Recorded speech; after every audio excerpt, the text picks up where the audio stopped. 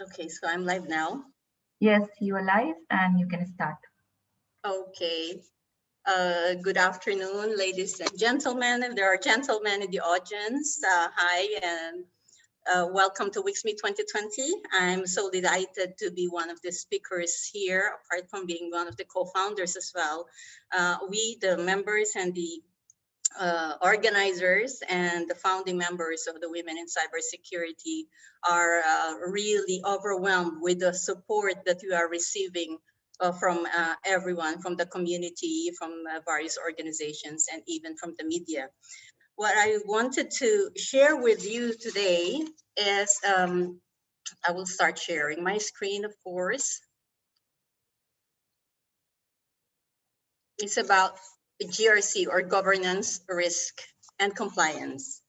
Again, my name is Irene Corpuz. I'm one of the co-founders of Women in Cybersecurity MiddleEast, and I'm manager of under strategy and future in one of the UAE government entities. I've been working with, I have worked and still working with the government entities since 2008, and I'm privileged to be part of the development of some of the information security strategy. And likewise, I'm also privileged to understand the information security standards, first of ADSIC, and then the NISA, or the Information Assurance Standard. Part of this presentation, half of this will be like a demonstration of a tool that I'm using when I do risk assessment and information, ISO 27001 compliance audit. So without any further ado, I'd like to begin my presentation now. First, the agenda, there will be an overview of the GRC, and I'll give an example of a risk assessment and a compliance audit in ISO 27001. We see the SOC team in this way. They have multiple screens. They have a lot of huge screens where they are seeing the alerts. There are flags here and there. They do the escalation if there are critical alerts that are coming in. But this is how we see the GRC team. We walk from one place to another. We talk to people. It's as if we are not busy, the same as the SOC team. But the two of us should collaborate and understand each other and talk to each other as much as we can. No one works independent of the others. Like who is watching the watcher, kinda. Okay. So what is GRC? GRC, if I may move my screen, please.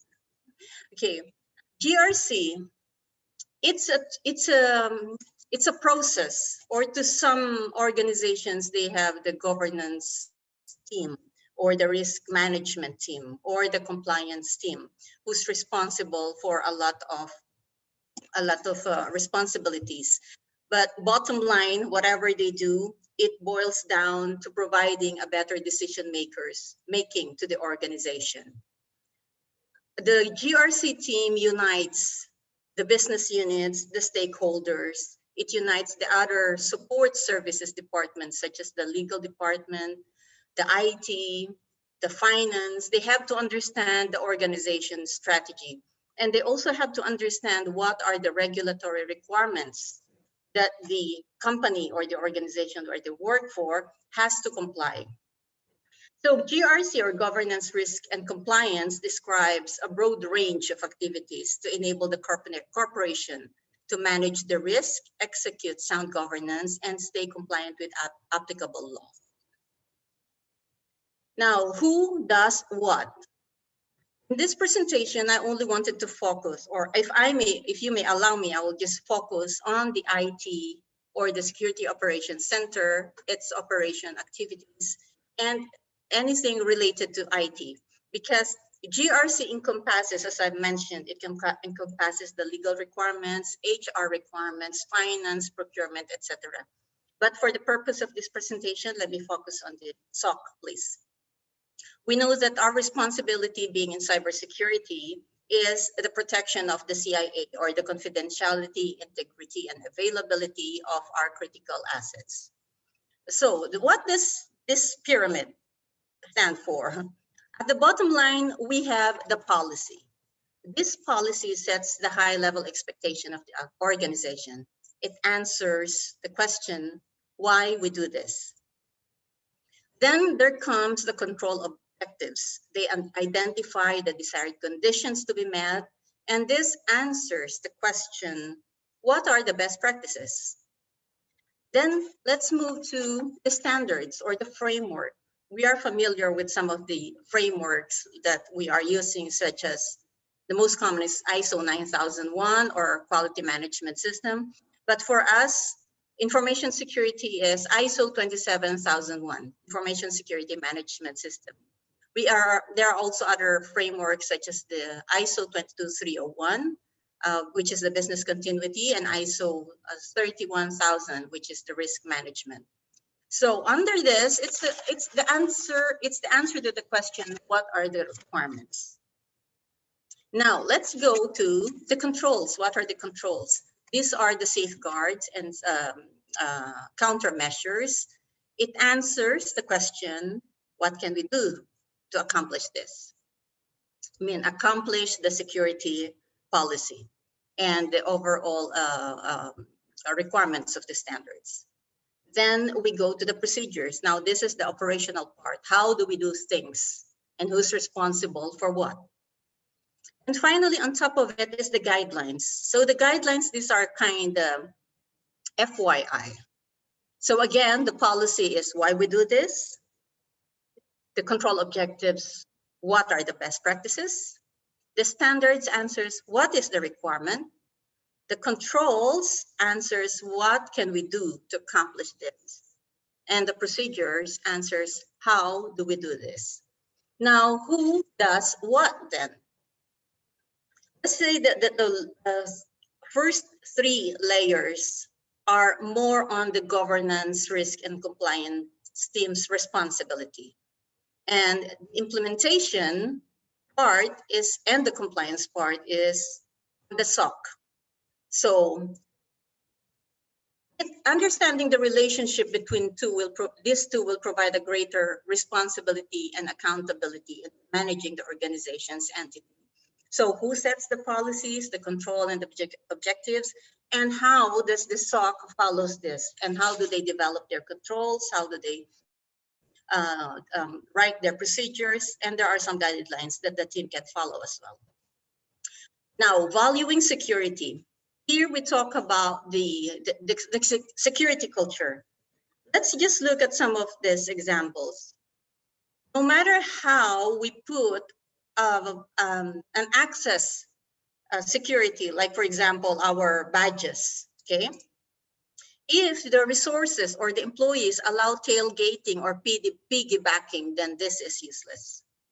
Second, email security. No matter how much awareness session you put, if the employees themselves are not complying to those email security protocols, or they don't want to understand it, or still apart from hundreds of awareness sessions, they still click on that bait, then it's also useless. Even the IT or the technology team are not excused to that sometimes, to the some other small organizations. We know that Cisco have default passwords published in the website. So some of them, they still do not apply the security process of changing the default password. And voila, anyone who may try to access their system, that is the gateway. And management. Management, unfortunately, to some of them, they are some of the weakest links. They hate password policy. It's like they don't want to change their password. They just don't want to keep on thinking about new password. So here, the value of security is seen in the culture of the resources. No one is excused, from the topmost to the technical team to the end users. This is a multi-pronged pork. Here I will just illustrate that the GRC, the governance, can be spread onto the requirements of the governance and the SOC. The risk is split across the requirements of the risk and the SOC, and then the compliance as well. Let's have a look at this. Under the governance, this is what we require. On the governance team, we develop the framework, the policy, controls, objectives, etc. What are the requirements of SOC under governance? It's understanding and configuring their log management policy and procedure, the event management, incident management, according to those policies and control objectives. Then we go to the risk. What is risk in terms of the responsibilities of the GRC? Here, the risk framework is developed or identified. We develop the risk register, we do risk assessment, we do track and monitor the risk. While at the SOC, they do conduct periodical review of the SIM solution and other technical or security tools that they have. Remember that in risk assessment, this is what I would say we use the Pareto principle, because you do not address the situations or even your assets in an equal level. Pareto means it's the 80-20 rule. It means 80% of the risks could be coming from just 20% of the problems. So if you address that 20%, then you address 80% of the risks. And then we have the compliance part. These are the legal and regulatory requirements. Each organization have their own depending on their type of industry. For example, the hospitals would comply to HIPAA. The banks would comply to PCI DSS. In Europe, they have the GDPR. So it's a regulatory requirement, legal requirement. And for the SOC, they have to check on the integration of their monitoring systems. They have to comply as to in terms of what is necessary such that the organization will not be penalized in case of any breach. So risk management, this is a basic process of risk management that I'm showing in here. You identify the risk, you assess it, you control it, and you review. So risk management is about controlling the threats in an organization's crown jewels. These threats could be in the IT or security perspective. We look at the threats that this risks could range from vulnerability, human resources, or some flawed applications. That's why we have the APT, we have HR orientation, we have the awareness sessions, etc. Now, in terms of compliance audit, again, for the purpose of this discussion, I'm talking and I'm using ISO 27001 for compliance audit discussion. Now, the ISO 27001 have its own controls. And then controls can be expanded into control objectives, and the objectives can be cascaded further to the checklist. So compliance audit normally is done by external parties. If you want to be certified, then you bring in a certification body. And the certification normally runs for or is active for 3 years. And within that activity, you engage your board of directors or the management. There should be a management review meeting for you to review the audit reports and report on the compliance level of the organization. Now from here, I would like to move now to the example of a risk assessment and the compliance audit. I'm going to show you 2 tools, and it's not a software that is very extravagant or expensive one. It is simply an Excel file, but it's very useful. Now, if we want to be innovative, we don't mean that it's always something that is like above the level of the technology that we have right now. An Excel will do for me. But there are a lot of tools, by the way, out there.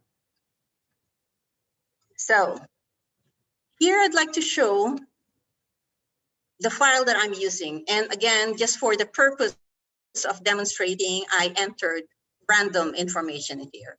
So in risk management, first you define the scope of the asset. When you identify your assets, you also classify and categorize them. You have a high priority, a medium, and low priority. For example, wherever is the key asset or application or software that is used to deliver your product or service, then that could be one of the critical assets of your organization. But perhaps a simple timekeeping system would not be or will not be identified as a critical asset. Why is that? If the timekeeping system breaks down, then the security can log us, right? There are alternatives to that. So very important when you're doing a risk assessment, you begin with identifying your assets. You should have your information asset directory. Next is you identify the vulnerability, the threats, and controls.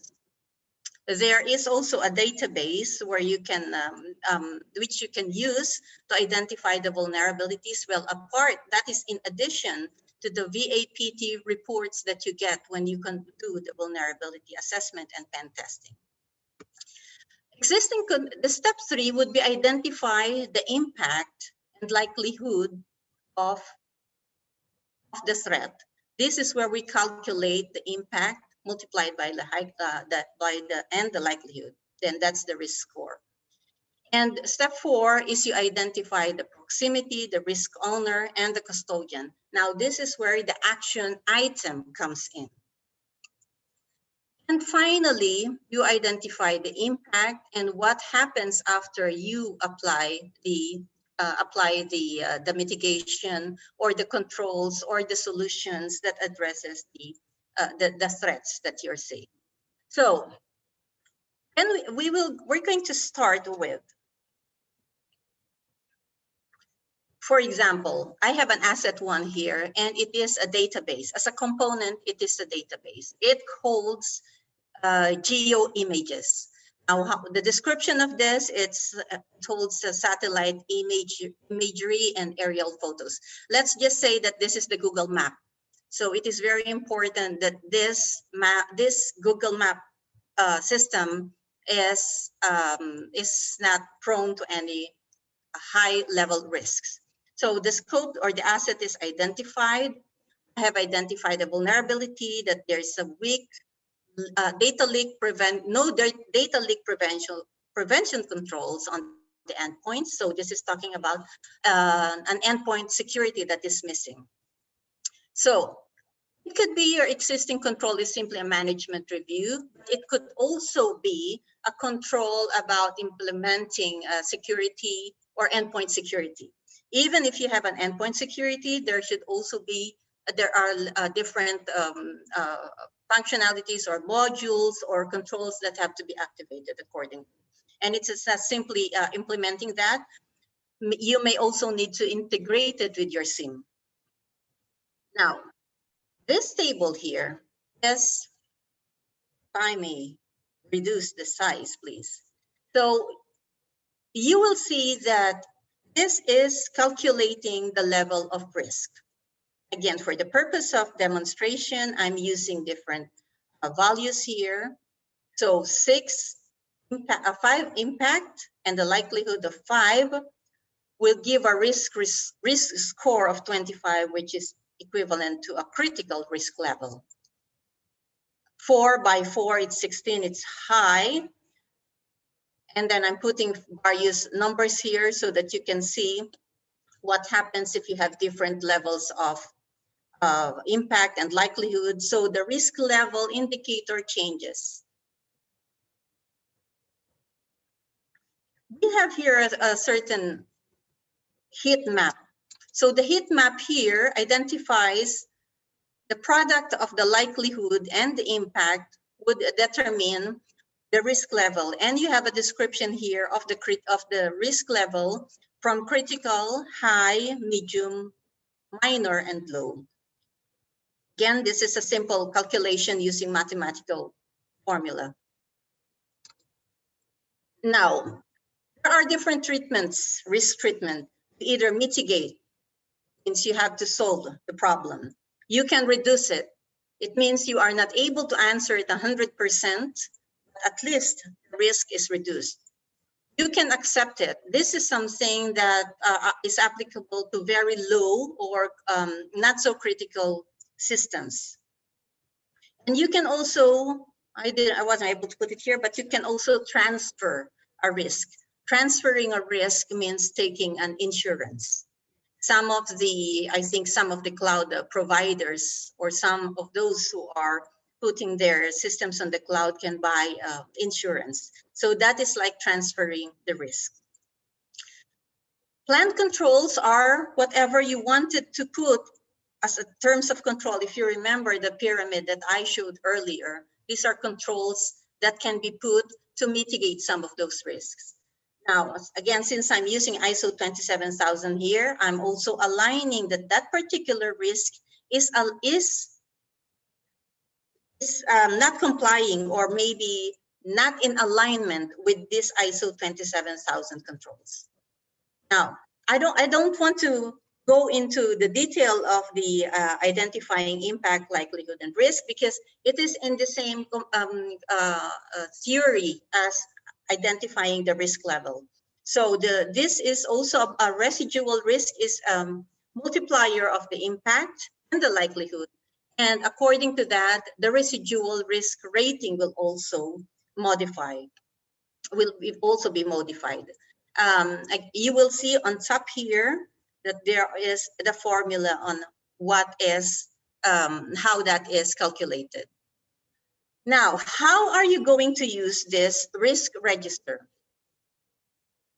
Again, I mentioned that you don't need to apply the same level of response or the same level of security on all types of assets. Now, here is what you're going to do with this sheet.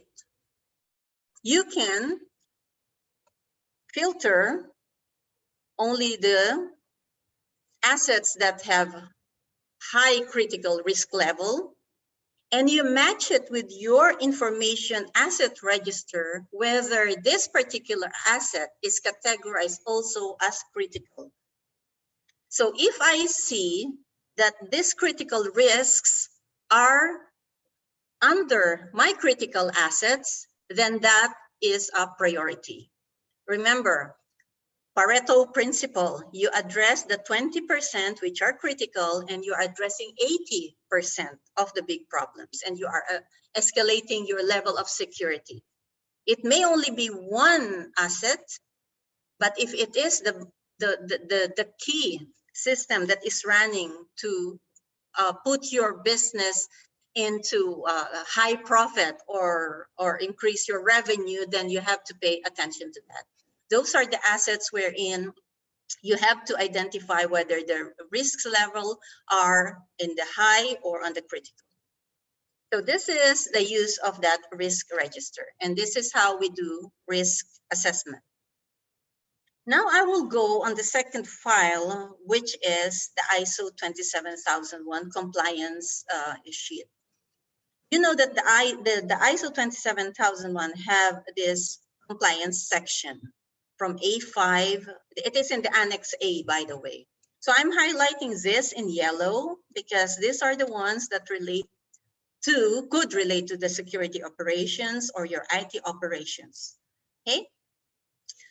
What are those controls? You have operation security, communication security, systems acquisition, development and maintenance. This is when you purchase some built-in software already, or you have an in-house development team. This is when you look at whether they are doing this, the secure coding according to the OWASP.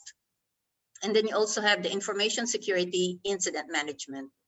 If we're going to expand that, remember the prong, the fork that I showed earlier, it looks messy. It's like you split this and you can split more, then this is what we're talking about in that fork.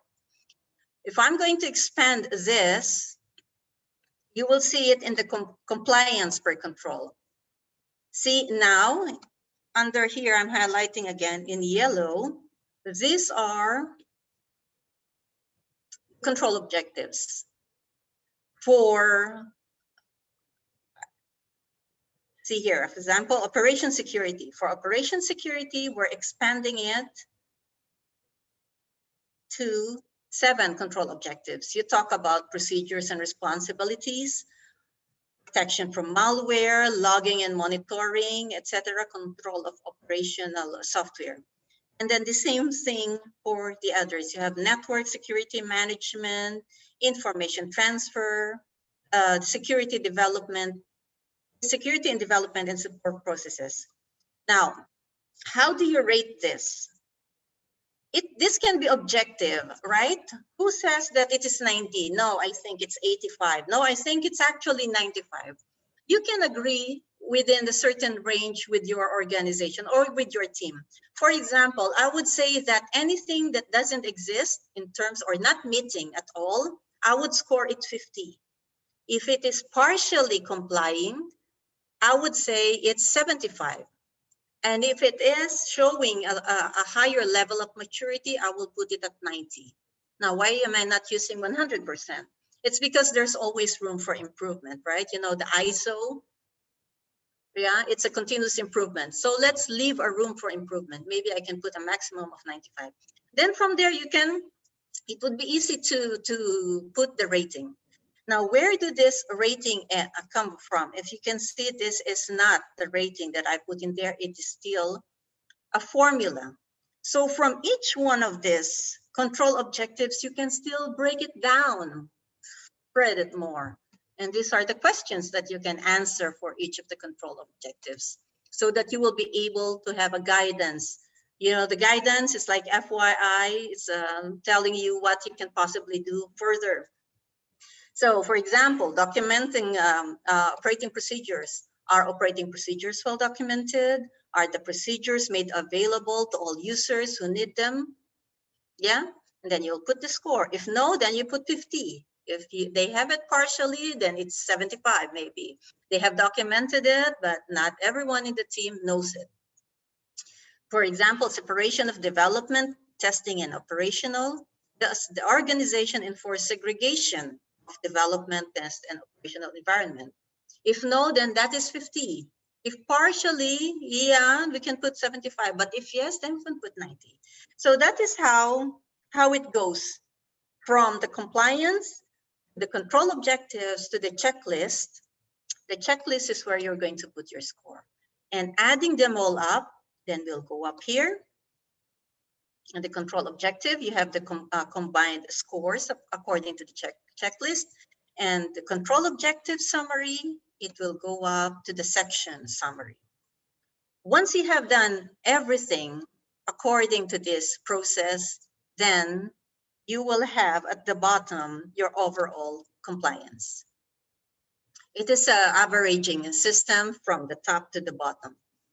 But yesterday, I saw the presentation, the one presentation about performance management, where they put a weight on some of the controls.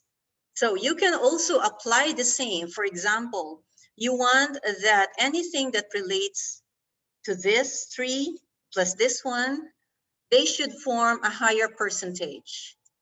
And then anything that relates to asset or human security, maybe we can put that at a lower percentage.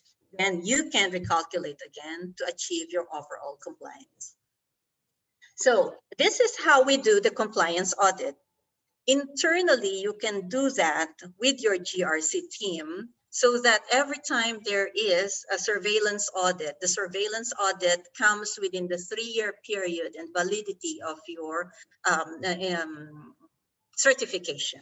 Again, certification runs for 3 years, but every year there is a surveillance audit, which means they are checking how you are complying. And ISO uses the Deming cycle, the PDCA, plan, do, check, and act, and it is a continuous cycle. Therefore, please do not be one of the many organizations who, once they achieve their ISO certification, they just put the certificate in a very nice frame, put it on the wall, put it in their logo, put it in their signature, and then just forget about the compliance part of it. And then they come and wake up again after the following year when the auditors are coming for surveillance audit. I hope you are not those kinds of organization. Please, the GRC team, love them or hate them. Love them when you're receiving the certification, but please do not hate them when they're doing the regular compliance review and audit, because this is keeping the compliance, overall compliance level on within the industry standard, the industry requirement. And again, we are talking about CIA, compliance, confidentiality, integrity, and availability. Your organization's integrity is very important. And the GRC team and the SOC team and anyone in the IT and even in the everyone in the organization are responsible for this. Now, there is another tool that I wanted to share with you. Again, another talk yesterday that I heard is mentioning about the maturity model. So how do we link now the maturity model to the ISO 27001 standard? The maturity, or the CMMI, the CMM capability maturity model uses 6 scales. It is from non-existent to ad hoc, repeatable, defined, managed, and measurable, up to optimized. And each level of the scale have their specific definition. So it could be, this is a very good guidance for you to know where you fall when you're doing the assessment, maturity assessment. Sorry, I think that's my timer. Now, checklist. This is the same ISO 27001 checklist. So you have here the standard, the sections, and the controls. Depending now on your assessment of yourself, based on this scale, you're going to put your level. Yeah, this is not a one-man team, because there could be discussions. Some could object, no, you are not 3. No, we are not 3. No, we are 4. No, we are 2. Therefore, this has to be done as a team.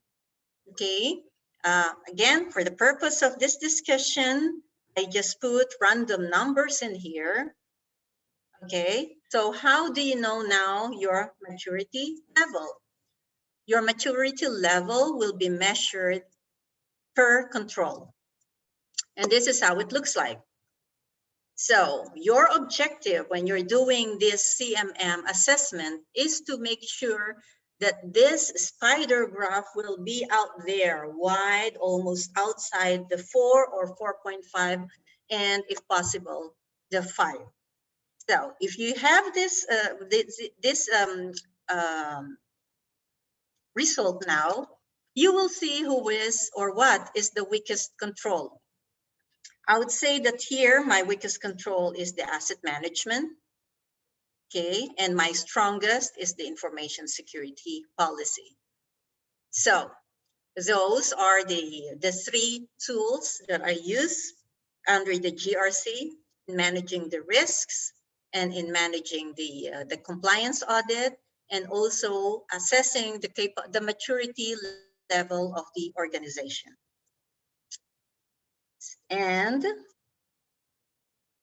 before I move on, here's my key takeaway. Pareto principle for me is a very useful principle. It's like I don't need to put or stress myself with everything in the information asset registry, but rather look at the 20% of the most critical assets, because addressing the risks on these critical assets, I'm securing 80% of my organization.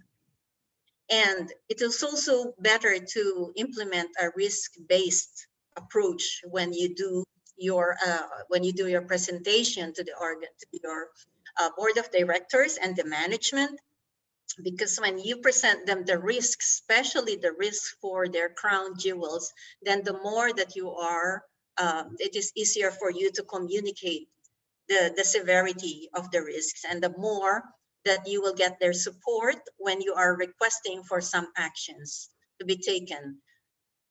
Bear in mind that the GRC is a single source of the risks in the organization. And the more that you engage your other stakeholders, the other business units, the departments, then the more that they will understand what you are doing. For that, I thank you, and I would be open for questions. Thanks, Irene, for very impressive and insightful talk. So let me see if you have any questions from audience. So I don't see any questions so far. Okay.